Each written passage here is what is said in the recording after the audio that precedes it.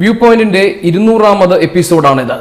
രാജ്യവ്യാപകമായി അഴിമതി വിരുദ്ധ പോരാട്ടങ്ങൾ ശക്തിപ്പെടുന്ന പശ്ചാത്തലത്തിൽ ഇന്ന് എന്റെ പ്രത്യേക അതിഥിയെ എത്തിയിരിക്കുന്നത് വിജിലൻസ് ഡയറക്ടർ ശ്രീ ജേക്കബ് തോമസ് ആണ്.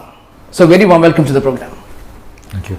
ധനകാര്യ വകുപ്പ് additional chief secretary KM Abraham, തൊഴിൽ വകുപ്പ് additional chief secretary Tom Jose, വ്യവസായ വകുപ്പ് additional chief secretary Paul Antony, DGP Shankar Reddy, കേരളത്തിലെ തലമുതിർന്ന IAS IPS ഉദ്യോഗസ്ഥർക്ക് വിജിലൻസ് ഡയറക്ടർ ജേക്കബ് തോമസിനെ കുറിച്ച് ഒരു കാര്യത്തിൽ ഒരേ അഭിപ്രായമാണ്. താങ്കൾ നിത്യവും തലവേദന സൃഷ്ടിക്കുന്ന ഒരു ഉദ്യോഗസ്ഥനാണ്. താങ്കൾ ചട്ടവിരുദ്ധമായി പ്രവർത്തിക്കുന്ന ഒരു ഉദ്യോഗസ്ഥനാണ്. താങ്കൾ ചില അവിശുദ്ധ കൂട്ടുകെട്ടുകളിൽപ്പെട്ട് ഗൂഢമായ നീക്കങ്ങൾ നടത്തുന്ന ഉദ്യോഗസ്ഥനാണ്. താങ്കൾ വ്യക്തിപരമായി പക തീർക്കാൻ വേണ്ടി കാര്യങ്ങൾ നീക്കുന്ന ഉദ്യോഗസ്ഥനാണ്. താങ്കൾ ഒരു പബ്ലിസിറ്റി ആഗ്രഹിക്കുന്ന ഉദ്യോഗസ്ഥനാണ്. വിജിലൻസ് ഡയറക്ടർ ജേക്കബ് തോമസിനെതിരെ ഇത്ര വലിയ ആരോപണങ്ങളും ആക്ഷേപങ്ങളും ഈ മുതിർന്ന ഉദ്യോഗസ്ഥർ നിരന്തരം നടത്തുന്നത് എന്തുകൊണ്ടാണ്? അഴിമതിയുടെ കൂട്ടുപ്രതി എന്ന് പറയുന്നത് നമ്മുടെ സമൂഹത്തിൻ്റെ നിസ്സംഗതയാണ്. നിസ്സംഗതയില്ലാതെ അഴിമതിക്കെതിരെ ഇപ്പോൾ വിജിലൻസ് നടപടിയെടുത്ത് തുടങ്ങിയിരിക്കുന്നത് നമ്മളൊരു നയം ഇവിടെ നടപ്പാക്കുകയാണ്. ജൂൺ 24-ാം തീയതി ഗവർണർ നിയമസഭയിൽ നയപ്രഖ്യാപനത്തിൽ പറഞ്ഞു, കേരളത്തിൻ്റെ അഴിമതി വിരുദ്ധ നയം എന്ന് പറയുന്നത് സീറോ ടോളറൻസ് ടു കറപ്ഷൻ. അത് വെറും സീറോ ടോളറൻസ് ടു കറപ്ഷൻ മാത്രമല്ല, അത് വിസിബിൾ ആയിരിക്കണം, അതായത് മനുഷ്യർക്ക് അത് കാണാൻ പറ്റണം, അതുപോലെ എല്ലാവർക്കും അത് എക്സ്പീരിയൻസ് ചെയ്യാൻ പറ്റണം, ടാഞ്ചിബിൾ ആയിരിക്കണം. അപ്പോൾ അഴിമതിയെ ഏത് വിധത്തിൽ എവിടെയൊക്കെ ഉണ്ടായാലും ശരി അത് നമുക്ക് നിസ്സംഗമായിട്ടിരിക്കാൻ പറ്റത്തില്ല. അത് നമ്മൾ അന്വേഷിക്കണം. അതിൽ എന്തെങ്കിലും കാമ്പുണ്ടെങ്കിൽ നമ്മളത് മുളയിലേ നുള്ളുക, അല്ലെങ്കിൽ ഇല്ലാതാക്കുക. പിന്നെ അടുത്തൊരു കാര്യം, ഈ അഴിമതിയെ പറ്റി ആക്ഷേപങ്ങൾ ആരെങ്കിലുമൊക്കെ പറഞ്ഞു എന്ന് കരുതി ആ ആൾക്കാരെല്ലാം അഴിമതി കാണിച്ചു എന്ന് അർത്ഥമാകുന്നില്ല. ഒരു ഡോക്ടറുടെ അടുത്ത് ഒരു രോഗിയെ ക്യാൻസർ ആണ് എന്ന് പറഞ്ഞ് കൊണ്ടുചെല്ലുന്നു. ഇപ്പോൾ ഡോക്ടർ എന്താ ചെയ്യുക? MRI സ്കാൻ ചെയ്യേണ്ടി വരും. ഇപ്പോൾ രോഗം ഉണ്ടോ എന്ന് തീരുമാനിക്കാനും രോഗം ഇല്ല എന്ന് തീരുമാനിക്കാനും ചില ടെസ്റ്റുകൾ, അന്വേഷണങ്ങൾ, പരിശോധനകൾ ആവശ്യമാണ്. അപ്പോൾ പരിശോധനകൾ നടത്തി എന്ന് കരുതി രോഗമുണ്ട് എന്നല്ല, രോഗമില്ല എന്ന് തീരുമാനിക്കാനും പരിശോധനകൾ നടത്താറുണ്ട്. KM എബ്രഹാമിന്റെ വീട്ടിൽ നടത്തിയ റെയ്ഡ് താങ്കളുടെ മിസ്റ്റേക്കാണോ അതോ ഉദ്യോഗസ്ഥന്റെ ഭാഗത്തുനിന്നുള്ള മിസ്റ്റേക്കാണോ? ഇല്ല, ഈ ഒരു ആദ്യമായിട്ട് അവിടെ റെയ്ഡ് നടത്തിയിട്ടില്ല. റെയ്ഡ് എന്ന് പറയുന്നത് നമ്മൾ സെർച്ച് ചെയ്ത് എന്തെങ്കിലും സീസ് ചെയ്യാൻ വേണ്ടി, അതായത് സെർച്ച് ആൻഡ് സീഷർ എന്നതിന് പറയുന്നത്. അപ്പം അതായത് ഒരു വീട് പരിശോധിച്ച് വീട്ടിൽ നിന്ന് എന്തെങ്കിലും ഡോക്യുമെൻറ്റുകളോ പണമോ അല്ലെങ്കിൽ അക്കൗണ്ടിൻ്റെ ഡീറ്റെയിൽസോ ഒക്കെ എടുക്കുന്ന ആ ഒരു പ്രോസസ്സിനാണ് വിജിലൻസ് നടത്തുന്ന റെയ്ഡ് എന്ന് പറയുന്നത്. ടോം ജോസിന്റെ വീട്ടിൽ നടത്തിയതുപോലെ. അപ്പോൾ അത് വിജിലൻസിൻ്റെ ഒരു നിയമപരമായിട്ടുള്ളൊരു പ്രൊസീജിയറാണ്. അതിന് ഒരു പ്രൊസീജിയറുണ്ട്. അപ്പോൾ അങ്ങനെ ഒരു റെയ്ഡ് ഈ സമയത്ത് ഈ പറഞ്ഞ് നടത്തിയിട്ടില്ല. അതുപോലെ ഈ ഒരു വീട്ടിൻ്റെ ഒരു വാല്യുവേഷൻ എടുക്കുക എന്നുള്ളൊരു പ്രോസസ്സ് ചെയ്ത മെത്തേഡുകൾ, അതിനെപ്പറ്റി നമുക്ക് ഡിബേറ്റ് ചെയ്യാം. ചിലർക്ക് അത് അക്സെപ്റ്റബിൾ ആയിരിക്കത്തില്ല. ആ മെത്തേഡ് അല്ലാതെ വേറെ മെത്തേഡ്സ് ഇല്ലായിരുന്നു എന്ന് ചോദിക്കാം. അപ്പോൾ അങ്ങനെയൊക്കെയുള്ള കാര്യങ്ങൾ തുറന്നു പറയുന്നില്ല ശ്രീ ജേക്കബ് തോമസ്. അത്ര നിഷ്കളങ്കമായി നടന്നതല്ല ആ അന്വേഷണങ്ങളും ആ നടപടിക്രമങ്ങളും. അതിന് പിന്നിൽ ഒരു വലിയ ഗൂഢാലോചനയുണ്ട് എന്ന സംശയങ്ങൾ പുറത്തു വരുന്നുണ്ട്. KM എബ്രഹാമിനെ പോലെ തലമുതിർന്ന ഒരു IAS ഉദ്യോഗസ്ഥന്റെ വീട്ടിലേക്ക് ധനകാര്യ വകുപ്പിലെ അഡീഷണൽ ചീഫ് സെക്രട്ടറി ആയ ഒരു വ്യക്തിയുടെ വീട്ടിൽ റെയ്ഡ് ആയിരിക്കില്ല, പരിശോധനയായിരിക്കാം, വീടിന്റെ അളവെടുക്കലായിരിക്കാം, എന്തായാലും ഒരു നടപടി ഉണ്ടാകുമ്പോൾ ഒന്നുകിൽ വിജിലൻസ് ഡയറക്ടർ എന്നതിൽ താങ്കൾ അത് അറിഞ്ഞിരിക്കണം, താങ്കൾ അത് അറിഞ്ഞിട്ടില്ല. ഉദ്യോഗസ്ഥൻ അങ്ങനെ ചെയ്യുമ്പോൾ അതിന് പിന്നിൽ ചില താല്പര്യങ്ങൾ ഉണ്ടായിരുന്നു. ജേക്കബ് തോമസിനെ കുടുക്കുക എന്നൊരു ലക്ഷ്യമുണ്ടായിരുന്നു. അതിന് പിന്നിൽ ചില രാഷ്ട്രീയ കരങ്ങൾ പ്രവർത്തിച്ചിട്ടുണ്ട്. പല വിലയിരുത്തലുകൾ വരുന്നുണ്ട്. നിഷേധിക്കാൻ താങ്കൾക്ക് വേണമെങ്കിൽ. അല്ല, നമ്മുടെ സമൂഹത്തിൽ നടക്കുന്ന എല്ലാ അടിയൊഴുക്കലുകളും ചിന്തകളും ചർച്ചകളും ഒന്നും എനിക്ക് അറിയണമെന്നില്ല. ഈ ഒരു വിഷയം എൻ്റെ ശ്രദ്ധയിൽപ്പെട്ടപ്പോൾ ഉടനെ തന്നെ അത് ഒരു മെമ്മോ ആയിട്ട് തന്നെ ആ യൂണിറ്റിന് ഞാൻ കൊടുത്തു. അവരുടെ വിശദീകരണം തേടി. വിശദീകരണം ഓഫ് കോഴ്സ് അവർ ഒരു അക്സെപ്റ്റബിൾ ആയിട്ടുള്ള, ലീഗലി അക്സെപ്റ്റബിൾ, നിയമപരമായിട്ട് നമുക്ക് സ്വീകരിക്കാൻ പറ്റുന്ന ഒരു വിശദീകരണം കിട്ടി. അപ്പോൾ ആ വിശദീകരണം ഞാനത് ഗവൺമെൻറ്റിനെയും ആ വിശദീകരണം അറിയിച്ചു. അപ്പോൾ ഇപ്പോൾ ആ ഒരു ആസ്പെക്റ്റ് അങ്ങനെ ഇരിക്കുകയാണ്. പക്ഷേ അതിൻ്റെ അന്വേഷണത്തിൻ്റെ ചുമതല ഞാൻ അതിനുശേഷം ADGPയോട്, വിജിലൻസിലൊരു ADGPയോട് നേരിട്ട് അത് അതിൻ്റെ ഒരു മേൽനോട്ടം വഹിക്കണമെന്ന് പറഞ്ഞിട്ടുണ്ട്. ഇപ്പോൾ ADGP അത് നേരിട്ട് അതിൻ്റെ ഒരു മേൽനോട്ടം വഹിക്കുന്നുണ്ട് അന്വേഷണത്തിൻ്റെ.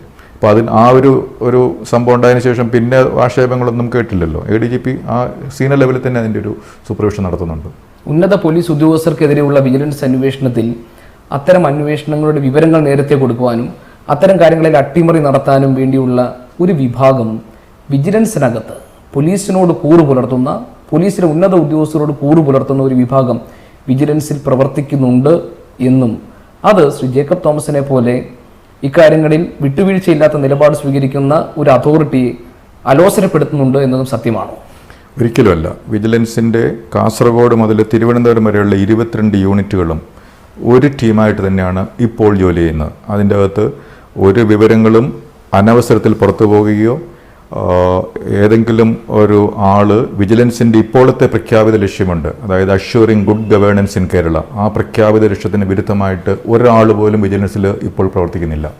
KM എബ്രഹാം പറഞ്ഞൊരു ന്യായം, അദ്ദേഹത്തിൻ്റെ സ്വത്ത് വിവരം സംബന്ധിച്ചിട്ടുള്ള മുഴുവൻ വിവരങ്ങളും കോടതിയിൽ രേഖപ്പെടുത്തിയിട്ടും അത് സംബന്ധിച്ച് ഏതെങ്കിലും തരത്തിലുള്ള ക്ലാരിഫിക്കേഷൻ ആവശ്യമാണെങ്കിൽ നേരിട്ട് വന്ന് ബോധ്യപ്പെടുത്താമെന്ന് ഉറപ്പ് നൽകിയിട്ടും അത്തരം സാധ്യതകളൊന്നും ആലോചിക്കാതെ, അത് പരിഗണിക്കാതെ അദ്ദേഹത്തെ പൊതുജനമധ്യത്തിൽ താറടിച്ച് കാണിക്കാൻ വേണ്ടി നടത്തിയ ഒരു ശ്രമത്തിന്റെ ഭാഗമായി ഇതിനെ കാണണമെന്നതാണ്. 2, ശ്രീ ജേക്കബ് തോമസിനെതിരെ ഉയർന്നു വന്നിട്ടുള്ള പരാതിയിൽ തുറമുഖ വകുപ്പിൽ സോളാർ പാനൽ ഘടിപ്പിച്ചതുമായി ബന്ധപ്പെട്ട് അന്നത്തെ ധനകാര്യ പരിശോധനാ വിഭാഗം നടത്തിയ അന്വേഷണ റിപ്പോർട്ടും അതിന്റെ ഭാഗമായി ശുപാർശ ചെയ്യപ്പെട്ട വകുപ്പ് തല നടപടികളും ഇതിൽ ഒന്ന് വിരട്ടി നിർത്താൻ വേണ്ടിയുള്ള നീക്കമായിരുന്നു ഇത് എന്ന് KM എബ്രഹാമിനെ പോലെ ഒരാൾ പറഞ്ഞു. എങ്ങനെയാണ് താങ്കൾ അതിനെ കാണുന്നത്? ജേക്കബ് തോമസ് തുറമുഖ വകുപ്പിൽ ജോലി ചെയ്ത സമയത്ത് തുറമുഖ വകുപ്പിൽ ഫിനാൻസ് ഇൻസ്പെക്ഷൻ വിങ്ങിൻ്റെ അടുത്തുനിന്ന് ഏകദേശം 19 പ്രാവശ്യം ഫിനാൻസ് വകുപ്പിൽ നിന്ന് അന്വേഷിക്കാൻ വേണ്ടി വന്നു. പക്ഷേ ജേക്കബ് തോമസ് ഒരിക്കൽ പോലും ജേക്കബ് തോമസിനെതിരെ ഇങ്ങനെ അന്വേഷിച്ചുകൊണ്ടിരിക്കുകയാണ് എന്നും പറഞ്ഞ് പരാതി ഒരിടത്തും പറഞ്ഞില്ല. അന്വേഷിച്ചോട്ടെ എന്നാണ് പറഞ്ഞത്. എന്നിട്ട് ഒരിക്കൽ പോലും അന്വേഷിക്കുന്നത് തടസ്സപ്പെടുത്താനോ അന്വേഷണം നടത്തുന്നതിൽ ഒരു അസഹിഷ്ണുതയോ ആരുടെ അടുത്ത് ഞാൻ പറഞ്ഞില്ലല്ലോ. അപ്പോൾ എന്തോ ചിലത് മറച്ചു വെക്കാൻ KM എബ്രഹാമിന് ഉണ്ടെന്നല്ലേ ഈ പറഞ്ഞതിൻ്റെ അർത്ഥം? അല്ല, അങ്ങനെയല്ല.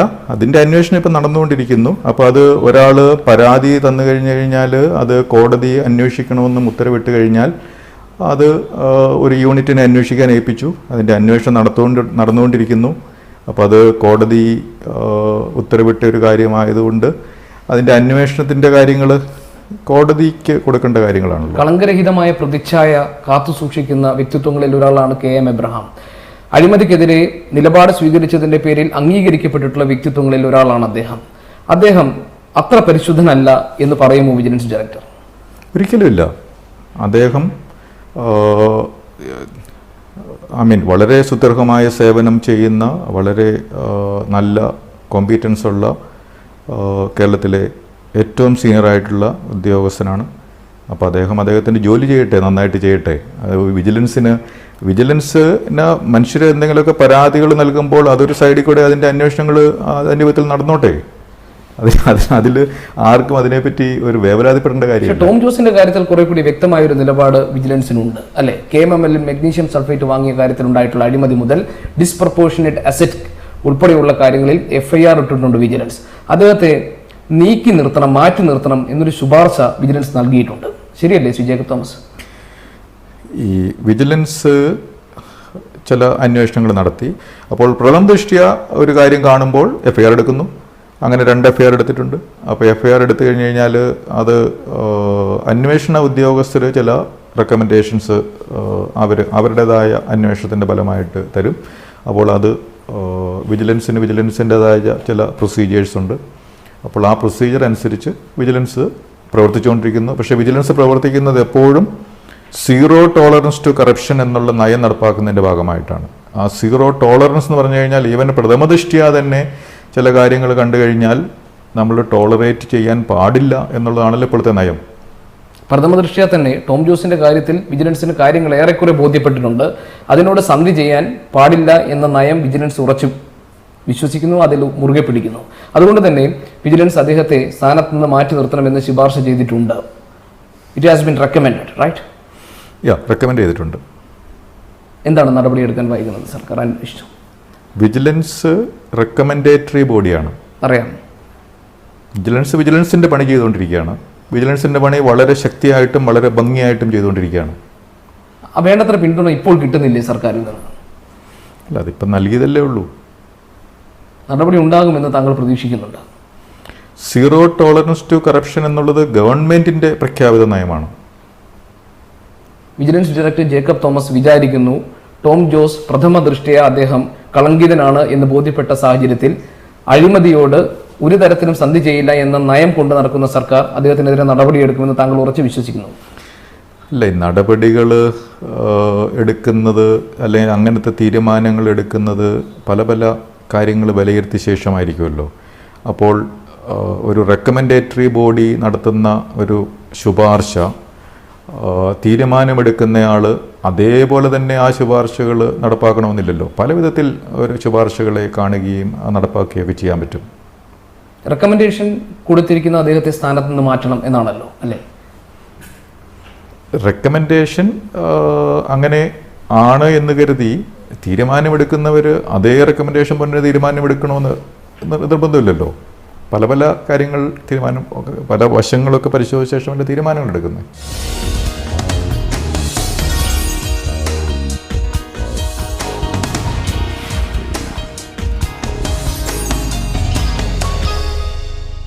ഒരു ഘട്ടത്തിൽ ഈ സ്ഥാനം ഒഴിഞ്ഞു പോകാൻ വരെ തയ്യാറാണ് എന്ന ഒരു മനോഗതി ഉണ്ടായിരുന്നു ശ്രീ ജേക്കബ് തോമസിന്. പെട്ടെന്ന് വിട്ടുവീഴ്ചകൾക്ക് വശംവദനാകുന്ന ഒരാളല്ല താങ്കൾ അത് തെളിയിച്ചിട്ടുണ്ട്. ഏത് നിലയ്ക്കും ഏതറ്റം വരെയും പോകാൻ തയ്യാറാണ് എന്ന് താങ്കൾ പറഞ്ഞു. റെഡ് കാർഡ് കാണിക്കുമ്പോൾ വേണ്ടത്ര പിന്തുണ കിട്ടുന്നില്ല എന്ന് തോന്നിയത് കൊണ്ടാണോ വേണ്ടി വന്നാൽ ഈ സ്ഥാനം ഉപേക്ഷിച്ചേക്കാം, ഈ കസേരയിൽ അള്ളിപ്പിടിച്ചിരിക്കാൻ ഞാൻ സന്നദ്ധനല്ല എന്നൊരു സൂചന താങ്കൾ സർക്കാരിന് കൊടുത്തത്? ഈ കസേരയിൽ അത് ഏത് കസേരയായാലും അള്ളിപ്പിടിച്ചിരിക്കുന്നത് ഒരു നല്ല കാര്യമല്ല എന്ന് വിശ്വസിക്കുന്ന ആളാണ് ഞാൻ. ഓരോ ദിവസവും പുതിയ ആകാശവും പുതിയ ഭൂമിയുമാണല്ലോ താങ്കൾക്ക്. ഇപ്പോഴത്തെ ആകാശവും ഭൂമിയും എല്ലാം താങ്കളെ കംഫർട്ടബിൾ ആക്കി നിർത്തുന്നുണ്ടോ? ഇപ്പോൾ ചെയ്യുന്ന ഒരു പ്രവൃത്തി എന്ന് പറയുന്നത് കൂടുതൽ ഫോക്കസ് ചെയ്യുന്നത് പ്രിവെൻറ്റീവ് വിജിലൻസ് എന്നുള്ളൊരു ആസ്പെക്റ്റിലാണ്. വിജിലൻസിനെ രണ്ടായിട്ട് കാണാൻ പറ്റും. ഒന്ന് റിയാക്റ്റീവ് വിജിലൻസ്, ഇത്രയും നേരം ചർച്ച ചെയ്തതൊക്കെ റിയാക്റ്റീവ് വിജിലൻസിൻ്റെ ഭാഗമാണ്. അത് ഒരു 50% ഇപ്പോൾ വിജിലൻസ് സമയം ചെലവിടുന്നത് റിയാക്റ്റീവ് വിജിലൻസിനാണ്. ബാക്കി 50% സമയം ചെലവിടുന്നത് പ്രിവെൻറ്റീവ് വിജിലൻസിനാണ്. പ്രിവെൻറ്റീവ് വിജിലൻസ് എന്ന് വെച്ചാൽ അഴിമതി ഉണ്ടാകാതെ നോക്കുക, അത് ഇന്നും ഫ്യൂച്ചറിലേക്കും അഴിമതി ഇല്ലാതാക്കുന്നതിനുള്ള നടപടികൾ, പദ്ധതികൾ, സ്കീമുകൾ നടപ്പാക്കുക. റിയാക്റ്റീവിലാണ് ഈ പരിശോധന നടത്തുക, എൻക്വയറി നടത്തുക, റെയ്ഡ് എന്ന് പറയുക, കേസെടുക്കുക, അങ്ങനത്തെ കാര്യങ്ങളൊക്കെ റിയാക്റ്റീവ് വിജിലൻസ് ആണ്. പക്ഷെ വിജിലൻസിൻ്റെ നയം എന്ന് പറയുന്നത് റിയാക്റ്റീവ് വിജിലൻസ് കാലക്രമേണ കുറച്ച് കൊണ്ടുവരിക. കാലക്രമേണ കുറച്ച് വരുമ്പോഴത്തേക്കും കേസെടുക്കേണ്ട അവസരങ്ങളോ അല്ലെ അന്വേഷണം നടത്തേണ്ട അവസരങ്ങളോ മനുഷ്യർക്ക് വിഷമം ഉണ്ടാകുന്ന കാര്യങ്ങളോ ഒന്നും നമ്മൾ, കാരണം എല്ലാവർക്കും വിഷമമാണ്, ഒരാളെ പറ്റി അന്വേഷിക്കുന്നു അല്ലെങ്കിൽ അവരുടെ വീട്ടിൽ ചെല്ലുന്നു അല്ലെങ്കിൽ അവർക്കെതിരെ കേസെടുക്കുന്നു എന്നൊക്കെ ആർക്കും ഇഷ്ടമുള്ള കാര്യങ്ങളല്ല. അപ്പോൾ ആ ഇഷ്ടം കേടുണ്ടാകുന്ന കാര്യങ്ങൾ നമ്മുടെ സമൂഹത്തിൽ ഇല്ലാതായി അങ്ങനത്തെ ഈ റിയാക്റ്റീവ് വിജിലൻസ് കുറച്ച് പ്രിവെൻറ്റീവ് വിജിലൻസിൽ കൂടുതൽ കോൺസെൻട്രേറ്റ് ചെയ്യുക എന്നുള്ളതാണ് വിജിലൻസ് ഇപ്പോൾ ചെയ്യുന്നത്. ഇപ്പോൾ അടുത്ത കാലത്ത് ഈ ആഴ്ച നമ്മളത് പ്രത്യക്ഷത്തിലേക്ക് വന്നു, പക്ഷേ കഴിഞ്ഞ ഒരു 2 മാസമായിട്ട് വർക്ക് ചെയ്തിട്ട് ചെയ്യുന്നൊരു കാര്യമാണ് സ്വാശ്രയ കോളേജുകളിൽ ഉള്ള ഒരു തലവരിപ്പണം, അവിടുത്തെ ഈ റിക്രൂട്ട്മെൻറ്റിലുള്ള അഴിമതി, അവിടുത്തെ ഒരു കാര്യങ്ങൾ നല്ല രീതിയിൽ പോവുക എന്നുള്ള ഉദ്ദേശത്തിലുള്ള ഒരു പദ്ധതി ഇപ്പോൾ കേരളം ഒട്ടാകെ വിജിലൻസ് നടപ്പാക്കിക്കൊണ്ടിരിക്കുകയാണ്. കേരളത്തിലെ സാധാരണ മനുഷ്യർക്ക് ഒരു അഫോർഡബിളായിട്ടുള്ള താങ്ങാൻ പറ്റുന്ന ഒരു മെഡിക്കൽ വ്യവസ്ഥിതി അല്ലെങ്കിൽ ഹെൽത്ത് സിസ്റ്റം നിലനിൽക്കണമെങ്കിൽ തലവരിപ്പണം ഇല്ലാതാകണം. അപ്പോൾ എന്നാൽ മാത്രമേ ഈ ഹെൽത്ത് സെക്ടറിലെ അഴിമതി അവസാനിപ്പിക്കാൻ പറ്റുള്ളൂ. അത് വളരെ അപ്രീഷിയബിൾ ആയിട്ടുള്ള ഒരു നീക്കമാണ് വിജിലൻസിന്റെ ഭാഗത്ത് ശ്രീ ജേക്കബ് തോമസ്. താങ്കൾ പറഞ്ഞു സീറോ ടോളറൻസ് ടു കറപ്ഷൻ എന്നത് ഈ സർക്കാരിന്റെ തന്നെ നയമാണ്. ഈ സർക്കാർ നേരിട്ട് അഭിമുഖീകരിച്ച ഏറ്റവും വലിയ പ്രതിസന്ധിയാണ് EP ജയരാജൻ കുടുങ്ങിപ്പോയ ബന്ധുത്വ നിയമന വിവാദം. ബന്ധുത്വ നിയമനം എന്നത് വിജിലൻസിന്റെ കണ്ണിൽ ഒരു അഴിമതി സാഹചര്യം ഒരുക്കുന്ന ഒരു സന്ദർഭമല്ലേ? അതിനെ എങ്ങനെയാണ് ഈ കേസിനെ വിജിലൻസ് ടാക്കിൾ ചെയ്യാൻ പോകുന്നത്? EP ജയരാജൻ അക്ഷരാർത്ഥത്തിൽ കുടുങ്ങാൻ പോവുകയല്ലേ? വിജിലൻസിന് ഇതിനെപ്പറ്റി പരാതി ലഭിച്ചു. വിജിലൻസ് അത് വളരെ ശുഷ്കാന്തിയോടുകൂടി ഈ സീറോ ടോളറൻസ് ടു കറപ്ഷൻ എന്നുള്ള ആ നയത്തിൽ തന്നെയാണ് അന്വേഷിക്കുന്നത്. അന്വേഷണം ഇതുവരെ പൂർത്തിയായിട്ടില്ല. പൂർത്തിയാകുമ്പോൾ അന്വേഷണത്തിൽ എന്താണോ നമുക്ക് മനസ്സിലാകുന്നത് അതനുസരിച്ചുള്ള നിയമപരമായിട്ടുള്ള നടപടികൾ തീർച്ചയായിട്ടും ഏത് അന്വേഷണത്തിലുള്ളത് പോലെ തന്നെ ഇതിലും ഉണ്ടാവും. പ്രഥമ ദൃഷ്ടിയ കാര്യങ്ങൾ വ്യക്തമാക്കി തരുന്ന ഒരു സാഹചര്യമല്ലേ ഇ പി ജയരാജൻ്റെ ബന്ധുത്വ നിയമന വിവാദം വിജിലൻസിനെ സംബന്ധിച്ച്? ഇപ്പോൾ വിജിലൻസ് പ്രാഥമിക അന്വേഷണം, അതായത് ക്വിക്ക് വെരിഫിക്കേഷൻ എന്ന് പറയുന്ന പ്രാഥമിക അന്വേഷണം നടത്തുന്നതിന് 5 ഘട്ടങ്ങളുണ്ട്. അതിൽ ആദ്യത്തെ ഘട്ടം എന്ന് പറയുന്നത് ഈ പരാതിയിൽ കഴമ്പുണ്ടോ ഇല്ലയോ, അതായത് ട്രൂ ഓർ ഫോൾസ് എന്ന് പറയുന്നത് നോക്കുക എന്നുള്ളതാണ്. 2, അതിൻ്റെ വസ്തുതാപരമായ കാര്യങ്ങൾ കളക്ട് ചെയ്യുക, ഫാക്ച്വൽ ആസ്പെക്ട്സ്. 3-ാമത്തേത് നിയമപരമായ ആസ്പെക്ട്സ് കളക്ട് ചെയ്യുക, ലീഗൽ ആസ്പെക്ട്സ്. 4-ാമത്തേത് കോണ്ടെക്സ്ച്വൽ ആസ്പെക്ട്സ്, സിറ്റുവേഷണൽ ആസ്പെക്ട്സ്, അതായത് അതിൻ്റെ ഒരു സാഹചര്യത്തെ സംബന്ധിച്ച കാര്യങ്ങൾ. 5-ാമത്തെ സ്റ്റേജിലാണ് അതിൻ്റെ ഒരു നിഗമനത്തിലെത്തുന്നത്, അതായത് ഇൻഫറൻസ് മേക്കിംഗ് എന്ന് പറയുന്നത്. അപ്പോൾ 5-ാമത്തെ സ്റ്റേജ് നമ്മൾ എത്തിയിട്ടില്ല. ഫാക്ച്വൽ സ്റ്റേജ് കടന്നു. ഇനി ലീഗൽ സ്റ്റേജ്, കാരണം ഇത് ഈ അറ്റംപ്റ്റ് എന്നൊക്കെ പറഞ്ഞ കാര്യങ്ങളുണ്ടല്ലോ, അപ്പോൾ അതിൻ്റെ ലീഗൽ ആസ്പെക്റ്റുകൾ നോക്കുന്നു. ആ ഒരു സ്റ്റേജിലേക്ക് എത്തിയിട്ടുണ്ട്. ഈ 3 ഘട്ടങ്ങളിൽ വിജിലൻസ് എത്തി നിൽക്കുന്ന നിഗമനം എന്താണ്? ഇ പി ജയരാജൻ ഇതിൽ അപ്പോൾ ആ 4-ാമത്തെ സ്റ്റേജും കഴിഞ്ഞ് 5-ാമത്തെ സ്റ്റേജിലേക്ക് എത്തുന്നതേ ഉള്ളൂ, എത്തിയിട്ടില്ല. അപ്പോൾ അതിനെപ്പറ്റി ഇപ്പം ഞാൻ എന്താ പറയുക, എടുത്തു ചാടിയൊരു അഭിപ്രായം ഇൻഫറൻസ് മേക്കിംഗ് നടത്തുന്നത് ശരിയല്ല. കഴിഞ്ഞ സർക്കാരിൻ്റെ കാലത്ത് ഏറ്റവും അധികം തലവേദന ഉണ്ടാക്കിയത് വിജിലൻസാണ്. കെ ബാബുവിൻ്റെ വീട്ടിൽ അനധികൃത സ്വത്തുസമ്മാനത്തിൻ്റെ പേരിൽ നടന്ന റെയ്ഡായാലും ബാർക്കോഴ വിവാദമായാലും ഒക്കെ അതിൽ ഒരുപക്ഷെ ബലി കഴിക്കപ്പെട്ട ഉദ്യോഗസ്ഥനാണ് ജേക്കബ് തോമസ്. ജേക്കബ് തോമസ് പിന്നീട് പൂർവാധികം ശക്തിയായി വിജിലൻസ് ഡയറക്ടറായി തിരിച്ചു വരുമ്പോൾ താങ്കളെ ഏത് വിധിനെയും ഉന്മൂലനം ചെയ്യുക എന്ന ഒരു രാഷ്ട്രീയ ഉദ്ദേശം ഇപ്പോൾ താങ്കൾക്കെതിരെ ഉയർന്നു വന്ന ആരോപണങ്ങൾക്ക് പിന്നിൽ പ്രവർത്തിക്കുന്നുണ്ട് എന്ന് സംശയിക്കുന്നുണ്ടോ? അഴിമതി കാണിക്കുന്നവർ നാളെ അവരുടെ വീട്ടിൽ റെയ്ഡായിട്ട് കയറുമോ എന്ന് പേടിയുണ്ടാകാം, ഒരു FIR എടുത്ത് കേസെടുക്കുമോ എന്ന് പേടിയുണ്ടാകാം, അറസ്റ്റ് ചെയ്യുമോ എന്ന് പേടിയുണ്ടാകാം. കാരണം അതെല്ലാം നിയമപരമായ ചില അഴിമതിക്കാർ അനുഭവിക്കേണ്ടി വരുന്ന നടപടികളാണ്. അപ്പോൾ ജേക്കബ് തോമസ് നാളെ ഈ കസേരയിൽ ഇല്ലെങ്കിൽ എൻ്റെ വീട്ടിൽ റെയ്ഡ് നടക്കത്തില്ല, അല്ലെങ്കിൽ എന്നെ അറസ്റ്റ് ചെയ്യത്തില്ല, എനിക്കെതിരെ കേസുണ്ടാവില്ല എന്നുണ്ടെങ്കിൽ ഇന്ന് ഈ കസേരയിൽ നിന്ന് മാറ്റുന്നതല്ലേ ആ അഴിമതിക്കാർക്ക് നല്ലത്? ഇ പി ജയരാജനെതിരായ പരാതിയിലെ അന്വേഷണത്തിൻ്റെ 5 ഘട്ടങ്ങളും പൂർത്തിയായി കഴിഞ്ഞ് ഇ പി ജയരാജൻ ഇക്കാര്യത്തിൽ കുറ്റക്കാരനാണ്, നടപടി വേണ്ടിവരും എന്ന ഒരു നിഗമനത്തിലേക്ക് വിജിലൻസ് എത്തിയാൽ പിന്നീട് വിജിലൻസ് ഡയറക്ടർ സ്ഥാനത്ത് താങ്കൾക്ക് ഇങ്ങനെ തുടരാൻ കഴിയും എന്ന് കരുതുന്നുണ്ടോ? തീർച്ചയായിട്ടും. കാരണം കേരളത്തിൻ്റെ നയം സീറോ ടോളറൻസ് ടു കറപ്ഷൻ ആണ്. അതിൽ ആ തരത്തിൽ യാതൊരു സംശയവും അല്ലെങ്കിൽ കസേരയിൽ അള്ളിപ്പിടിച്ചിരിക്കാൻ ആഗ്രഹമില്ലാത്ത ആളാണെന്ന് സ്വയം ബോധ്യപ്പെടുത്തേണ്ട കാര്യമൊന്നും ഒരു ഘട്ടത്തിലും ഇനി ഉണ്ടാകില്ല. അല്ല, കേരളത്തിലെ ജനങ്ങൾ സീറോ ടോളറൻസ് ടു കറപ്ഷൻ എന്ന ആ ഒരു നയം സ്വീകരിച്ചതായിട്ടാണ് എനിക്ക് മനസ്സിലാവുന്നത്. അത് കഴിഞ്ഞ സർക്കാരിൻ്റെ കാലത്ത് ഉണ്ടായിരുന്നല്ലോ? ഇല്ല, കഴിഞ്ഞ സർക്കാർ 2016 ജൂൺ മാസം 24-ാം തീയതിയാണ് ഈ സീറോ ടോളറൻസ് ടു കറപ്ഷൻ എന്നുള്ള ഒരു നയം കേരളത്തിൽ ആദ്യമായിട്ട്. ഇത് 60-ാമത്തെ വർഷമാണ്. 60-ാമത്തെ വർഷത്തിലാണ് ഈ അഴിമതി കേരളത്തിൽ പാടില്ല എന്നുള്ളൊരു നയം കേരള ജനത സ്വീകരിച്ചിരിക്കുന്നത്. ആ നയം നടപ്പാക്കാൻ പറ്റുന്ന രാഷ്ട്രീയം ഇടതുപക്ഷ രാഷ്ട്രീയമാണെന്നാണ് താങ്കൾ വിശ്വസിക്കുന്നത്? കേരള ജനതയാണ് നടപ്പാക്കുന്നത്.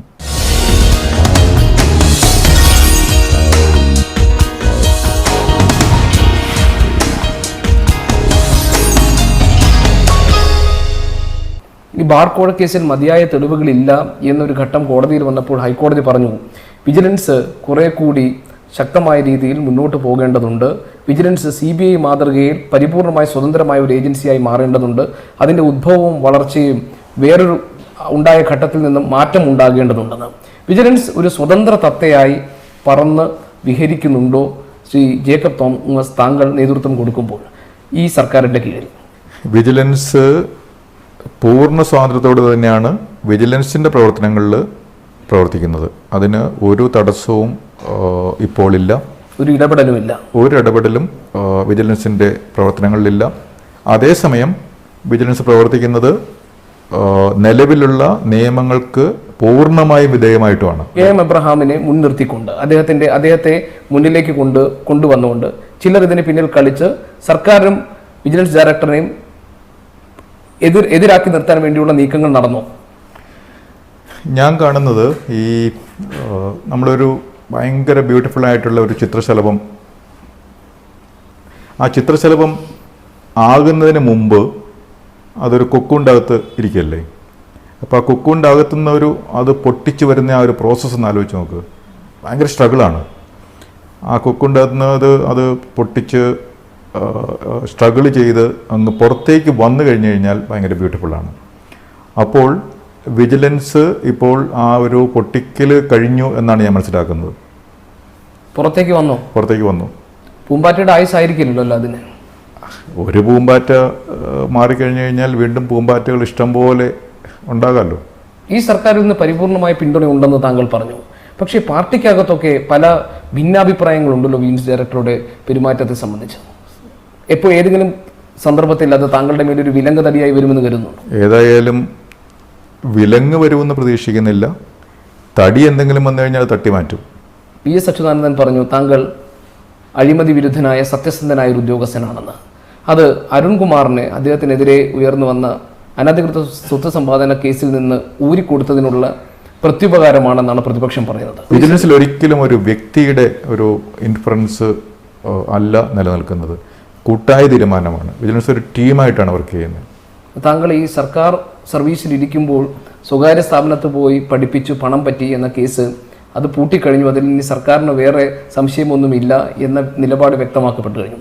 തുറമുഖ വകുപ്പിൽ അഴിമതി നടത്തിയെന്ന ആരോപണവും ആ നിലയ്ക്ക് വലിയ ഗൗരവമായി നിലനിൽക്കുന്നില്ല. പക്ഷേ തങ്ങളുടെ ഭാര്യ DC ജേക്കബ് തോമസ് കർണാടകത്തിലെ കുടകിൽ 151 ഏക്കർ വനഭൂമി കയ്യേറി എന്ന കേസ് അത്ര നിസ്സാരമല്ലല്ലോ. അല്ല, അത് 90-ലെ ഒരു കേസ്. 90 മുതൽ ആ സ്ഥലം അവിടെ ഉണ്ടല്ലോ. ആ സ്ഥലം ഇനിയും അവിടെ ഉണ്ടാവും. ഈ 90-കളിൽ റിസർവ് വനമായി പ്രഖ്യാപിച്ചിടമല്ലേ അത്? അങ്ങനെയാണ് വാർത്തകൾ വന്നിരുന്നത്. അത് വാർത്തകൾ വരുത്തുന്നവരോട് ചോദിച്ചാലല്ലേ ഈ റിസർവ് വനം അങ്ങനെ ആക്കാൻ പറ്റുമോ? കൃഷി സ്ഥലത്തെ ഒരു സുപ്രഭാതത്തിൽ പോയിട്ട് ഈ വാർത്തയിലങ്ങ് എഴുതി കഴിഞ്ഞ് കഴിഞ്ഞാൽ റിസർവ് വനം ആകുമോ എന്നുള്ളതൊക്കെ ആ വാർത്ത എഴുതിയവരോട് ചോദിച്ചാലേ അറിയത്തുള്ളൂ. ഈ രാജ്യത്തെ അഴിമതിയും കള്ളപ്പണവും കള്ളനോട്ടുകളും ഇല്ലാതാക്കാൻ വേണ്ടിയുള്ള ഊർജിതമായ നടപടി എന്ന നിലയിലാണ് 500,000 രൂപ നോട്ടുകൾ അസാധുവാക്കിക്കൊണ്ടുള്ള ഒരു തീരുമാനം പ്രധാനമന്ത്രി പ്രഖ്യാപിച്ചത്. ഇത് അഴിമതി ഇല്ലാതാക്കാൻ കേന്ദ്ര സർക്കാർ നടത്തിയ നല്ലൊരു നീക്കമായി അഴിമതി വിരുദ്ധ പോരാട്ടം നടത്തുന്ന വിജിലൻസ് ഡയറക്ടർ വിലയിരുത്തുന്നു. ഒരു നടപടി കൊണ്ടൊന്നും അഴിമതി അവസാനിക്കത്തില്ല. ഇത് അതിലെ ഒരു നല്ല സ്റ്റെപ്പാണ്. പക്ഷേ പല പല സ്റ്റെപ്പുകൾ ഇതേപോലെ എടുത്താൽ മാത്രമേ ഈ വളരെ ആഴത്തിൽ വേരൂന്നി നിൽക്കുന്ന അഴിമതിയെ നമുക്ക് പിഴുതുകളയാൻ പറ്റുകയുള്ളൂ. എന്നിട്ടും ഈ സീറോ ടോളറൻസ് ടു കറപ്ഷൻ എന്ന നയമായി കൊണ്ട് നടക്കുന്ന ഈ സർക്കാർ അതിനെ ശുദ്ധ അസംബന്ധം എന്നാണ് വിശേഷിപ്പിച്ചത്.